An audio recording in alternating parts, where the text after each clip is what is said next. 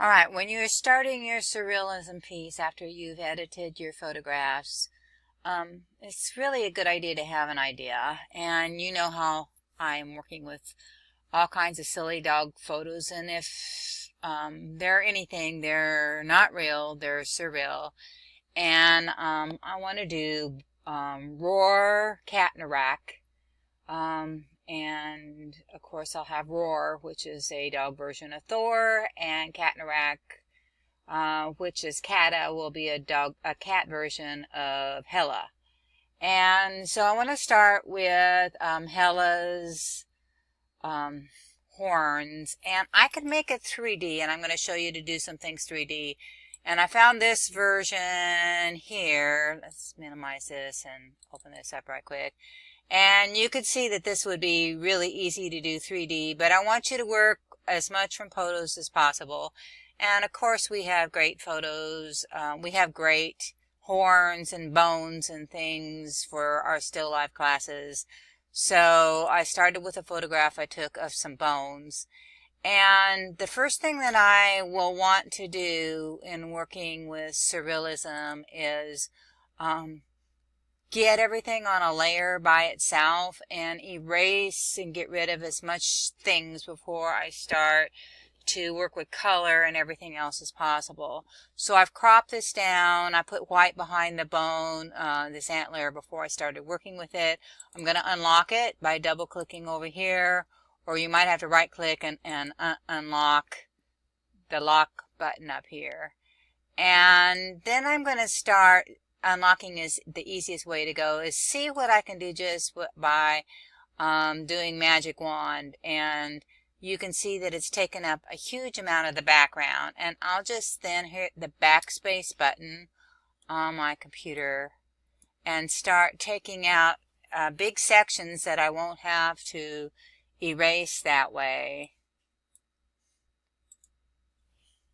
Now, if it starts taking out some of the horn color, and you have to be really careful about using that magic wand or the selection brush, because it will do that, then I'll come back here with the quick select brush and make sure I'm on minus this time, and as I minus, it will add back in anything that I put, and then I can hit backspace and then just get rid of a whole lot of the background without having to do anything else about it. Now, this area down here that's like this, I will probably have to use my selection tool and come in then and do it by hand. If it's a big section like this also, often I will just delete it, because I can just draw a selection box over an area really quick. I'm sure I'm not keeping any of the background pixels that way, that I'm just deleting all kinds of areas there. You know, and I use my Command D tools a lot, but select is Control D, or Command D on the Mac, but it's harder for you to see it on the video. So we'll just draw the box and select it. Select these.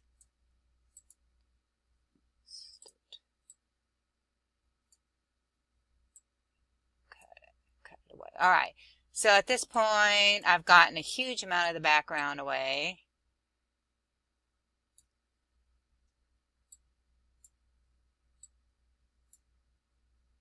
And I'll probably need to zoom in to get the rest. And I also want to make sure I don't have hidden things in the background, so I'll put in a new layer. I'll come down here and click on layer, and I'll pull it down below and put some really brilliant color or a dark color behind it with my paint bucket.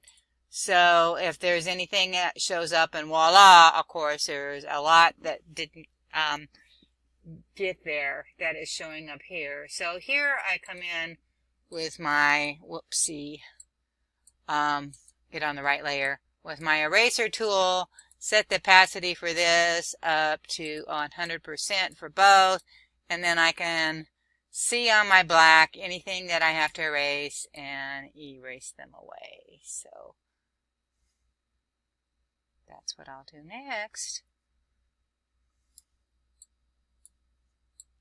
And I find that this is probably the quickest way to get rid of any background that I possibly don't need. And now we'll go into 100%, and then I can go and work on any of those nasty edges.